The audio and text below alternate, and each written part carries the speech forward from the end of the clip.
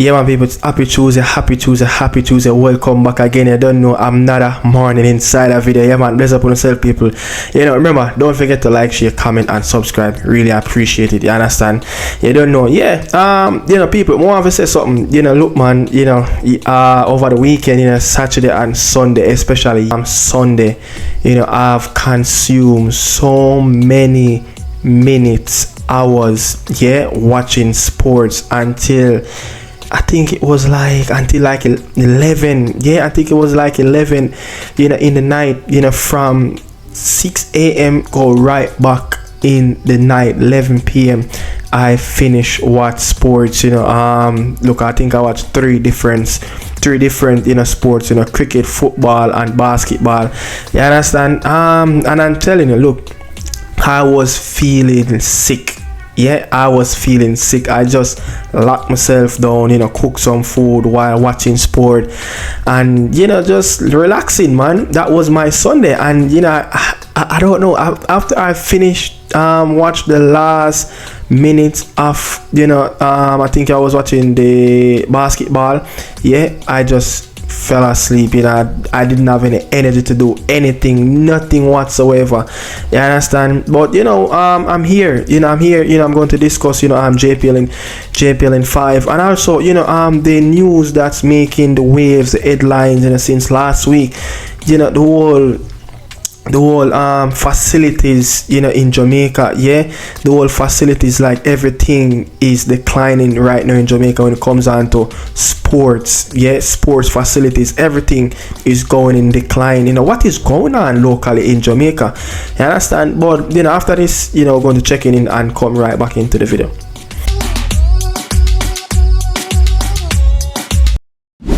You know, so, you know, this whole thing, you know, I've been creating headlines, you know, especially the Messi effect that is on the card to happen in Jamaica. The Messi effect, you know, today, you know, Messi, you know, will be playing, I think today they will be playing Kansas City, you know, in Miami, the return leg of the CONCACAF Champions League. The winner will play, you know, Cavalier in a two-legged game. And the Messi effect with Messi won, you know, 1-0 in that frigid temperature in Kansas. You know, they are the overwhelming favorite, you know, to play Cavalier in the next round. And look, the field is not in a good state of condition. You know, the stadium itself is not in a good state of condition.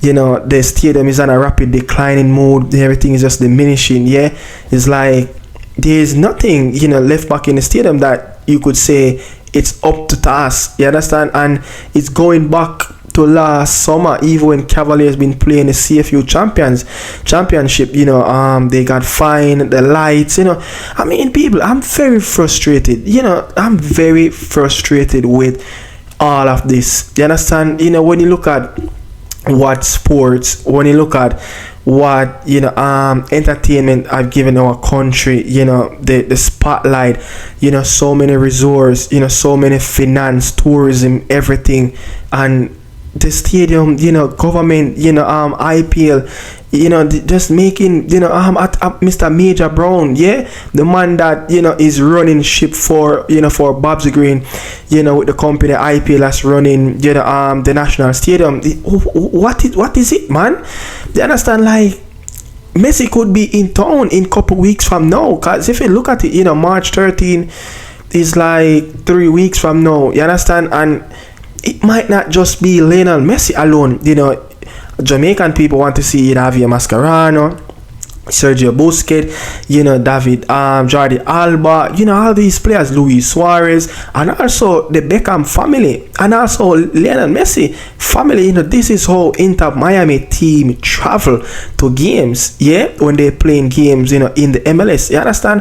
They travel to games, so it could be the crew, it could be the Messi crew, the whole Inter Miami force coming into Jamaica, and this would be a very, very big thing financial wise. It would be such a big thing for Cavalier Football Club.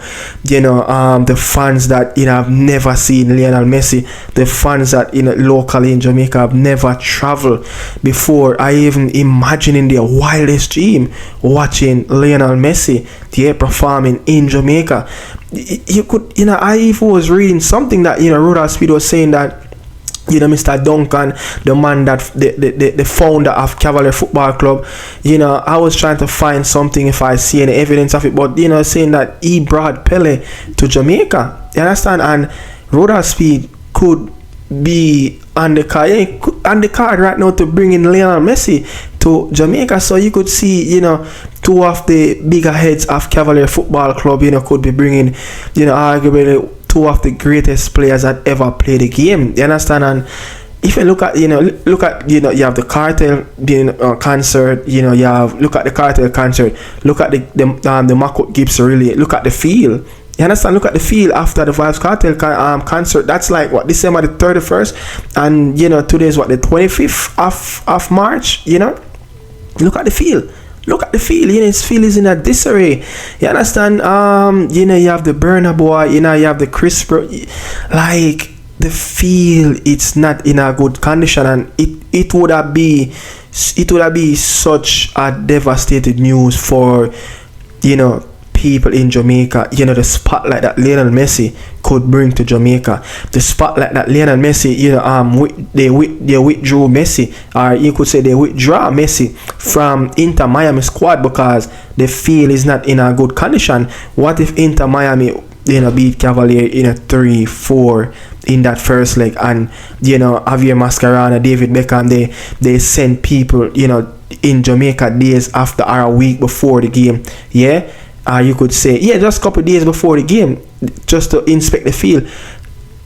Honest lad, I've done the same thing in the FA Cup when Liverpool travel away to Port Allegri. That's why he have rested so many players, because the pitch were so poor. And you could see, look, the opening minutes of the game, Kwanzaa, got pulled off, he got injured. And right after that, that game finished, 3 of the Port Allegri players, got injuries from the pitch. So Slot sent people to travel, ahead of the game in the FA Cup against Port Allegri because the pitch is not good. The same thing could happen with Lionel Messi coming to Jamaica. And even the preseason tour that they had the other day, where they traveled to Peru, Honduras, look at some of those pitches, especially the pitch that they played Olympia and the pitch in Honduras. A lot of these Central American countries are upgrading their stadium. What is it that our stadium, what is it that the national stadium is going on this rapid decline? You understand? I mean, look, this is modern time. The national stadium, my God, should have at least 3D pitch. I remember even when we played Honduras, in the Nations League, a couple of months ago, they criticizing the reggaeboyz pitch. That look, the pitch is not the best. It's one of the worst in the region that's playing in this competition. You understand? Look, go back to evil Sabina Park. There's no light, there's no scoreboard. The government couldn't afford to upgrade the stadium for a couple T20 fixtures just because they are not maintaining the facilities. You understand? And if you go back, you could look at Tivoli Garden, just managed to play back some games at their home stadium, and look at that pitch as well. It's owned by a politician, a former mayor of, I think, Kingston, Desmond McKenzie, a man that used to play the football. You understand? For Tivoli Garden, I remember as a youth going in to watch, Arnett Garden and Tivoli. In Tivoli, you hear the history of Desmond McKenzie, of his past records, his past history of that football club, and just to see that football club is in a disarray. The stadium, the pitches, around the ground in the JPL, it's not the best of standard. You understand? You go to Montego Bay Football Club, it's the same. I said Montego Bay Football Club, but catching all, it's the same thing. But the pitch is not maintaining, man. This is just crazy. Like, this would be such a big headline if Lionel Messi will not travel to Jamaica because of what happening, with the pitch, the track is about to repair. How much of a sight there that will be on the broadcasting, image on the TV of the track is being repaired. Lionel Messi, is expected to come to Jamaica. Then all of a sudden, Lionel Messi get pulled out. Like, that will be such a bad write-up in the press for the reggae, not reggae boy, but for Jamaica itself. You understand? So I mean, man, I'm frustrated, man. I don't know. I don't like how this going. You heard about, new parliament building is on the verge of building. Just before that, you hear government I get increasing of salary. So many percentage went on people's salary, and them I get new parliament building. And even the health sector is not even the best in Jamaica. So Rudolph Speid likes literally saying in the newspaper that, look, you have plan A, and plan A is you have an agreement with Major Brown and Co, which is IPL, that they have an agreement to play the game in the national stadium, and then if not, he has a plan B. But look, man, sports and entertainment have given this country so much, and just to see what Oliver, Mr. Babsy Cranes, is like, these politicians in Jamaica, they just don't care about nothing. Like, they only care about what is in their pocket. You understand? Just simple maintenance. Like, the national stadium is the national stadium. That is a multi-purpose stadium. Even in a Trelawney, earlier I was watching some tier 2 football. I think it was Petersfield versus Trelawney, and if you could look at that facility, at the Trelawney multi-purpose stadium, it has so much upgradement that can happen. The potential that ground have to become a multi-purpose stadium. Like, everything is diminishing right now, when it comes down to sports and entertainment. The entertainment sector don't even have a place to play the music. Like, it's crazy. Them have to keep on using the national stadium, and nothing wrong with that, but you have to protect around the facility when you keeping these big concerts. But I mean, like, talk about these things, man, it make your head hurt sometimes. You understand? Like, it just make your head like hurt. But I'm going to move on from this a little bit, but we'd love to see Lionel Messi grace the pitch in Kingston, Jamaica at the National Stadium versus Cavalier. That will bring a lot of revenue to Cavalier Football Club. Of course, it will bring a little revenue to the country as well. It will bring a little highlight to the country as well. So many different stuff can happen around with Lionel Messi travel with the Inter Miami team if they win their second leg game, or they just need a point, and they will be in the next round versus Cavalier Football Club. You understand? But talking about Cavalier Football Club, we're going to go into the JPL in 5 right after this. JPL in 5. I'm just going to take a quick couple of minutes to just run through the games that played. I don't want to spend too much minute. But talking about Cavalier a while ago, Cavalier have won over the weekend as well. They beat Capital Maroon after coming back from 1-0 down in that game, and Cavaliers have serious problems. Like, every time when Cavalier played a team and that team have a serious threat that going to attack the Cavalier team, Cavalier just cannot stop that individual talent. And it was a wonderful goal by Capital Maroon. I think it was Bennett, something that he scored. But what happened, Cavalier 4th win of the season, they brought on John Mara Calvin, Stein, the Surinamese, and they brought this winger used left-footed, Ritgers. 2 beautiful ball. He whipped in some wonderful crosses into that box. One of them, John Mara Calvin found himself on the back post, and to get a nice little dive in and that.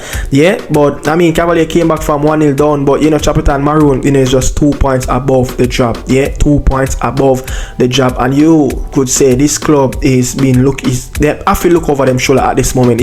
There's a moment where the Jermaine Douglas and co have to be looking over them shoulders, looking at the relegation, but Cavalier, almost get dragged. If they would have gone on to lose this game, they would have been right in the dark fight, in themselves with 5th and 6th position with Dumbo holding, Racing, also Tivoli Card is coming up in that top 6 race. But yeah, Cavalier get that point on board. But moving on, Waterhouse versus Portmore, another double-header game at Waterhouse Mini Stadium. This game, you could see that Waterhouse come out with a lot of emotional.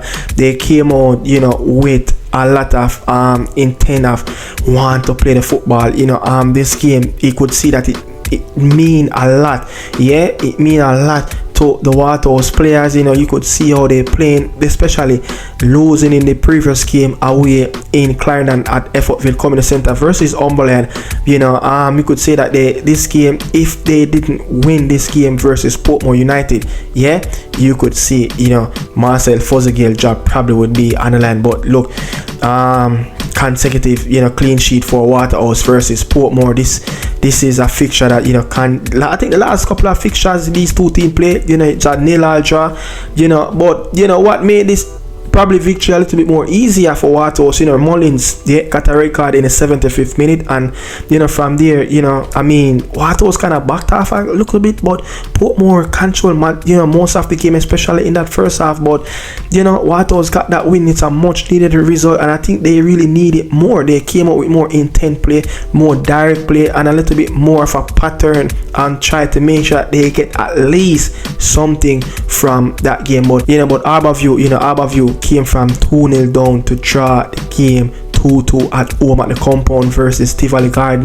Jerome will be probably, I knew he'll be fuming, leading this game 2-0 after scored 2 goals in 10 minutes. I think he scored in the 6th minute and the 16th minute, and after that, Arborview, the second half was theirs, but probably, this you could say the Arborview team, moral wise, this would be a little bit more for them, that they came from 2-0 down to draw the game 2-2. They drifting away from relegation battle. But at Dumbo Sports Complex, another coming back from behind, but this time it's a win on the board for Dumbo after they beat Umberland 3-2 at home in St. Catherine. You could say the run continue. Stevenson Barnett again, I think that is 6th of the season. 6th of the season, and this guy have been scoring right through the year, for Umberland, but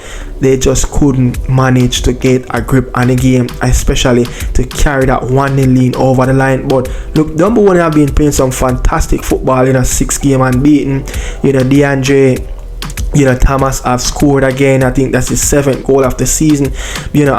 Even just right up the road from Dumbo Racing, also leading 3-0 in that game versus Mullins. Pete, I think McGregor scored, and I don't remember who came back and scored the second goal for Mullins, make it a little bit more interesting. But you have to say Ellis, Nikolai Ellis with a brace on the day beat Mullins, and Racing is just 3 points from Waterhouse. So you can see that 3 points that Waterhouse got over Portmore United, it was massive for them, because Tivoli drop points, but they make up little grounds again in an Arborview. But Racing was a team that actually coming. Dumbo is right up there as well. You understand? Arnett Garden, the game that played yesterday, Arnett Garden versus Veer.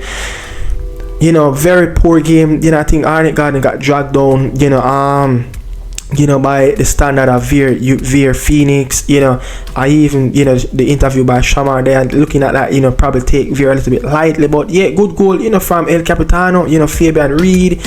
Warner Brown came on in the back end of the game, a mistake by, I think, Young Farbs, Michael Farbs, gave Warner Brown, that his 15th goal of the season, the second goal for it on the day, and also the game of the night, Montego Bay versus Mount Pleasant. What a wonderful game. Look, this game was right in the brink. That game was right in the brink. That game started, the intensity of that game last night at Catherine Mobay versus Mount Pleasant. You could see that game, it's a playoff game, and I would love to see that fixture again in the playoff in the near future. But in the first half, it was a little bit cagey. Team were feeling on each other. A lot of high pressure, intense football. It was a lot physical. It was a much physical game. I think Nish got the big opportunity in that first half, but couldn't manage to steer his head on the football where it could where he could guide the ball in the back of the net. But you could say, look, Mobay got pegged on the runner play where it was just unfortunately lucky shot by Shaquille Bradford, got that deflected goal for Mount Pleasant, and from there it's like Mobay picked up another pace in the game where they continue. Demara Phillips, he's such a wonderful, he was instrumental to everything that Mobay have done last night in that game. But 1-1, I think Beverly scored on the back post. That guy, I think his name Weatherly. Yeah, Weatherly is such a crucial player for Mobay because of his pressing, his energy of running off the ball, closing down areas, running off the shoulder of defenders. Because when you look at the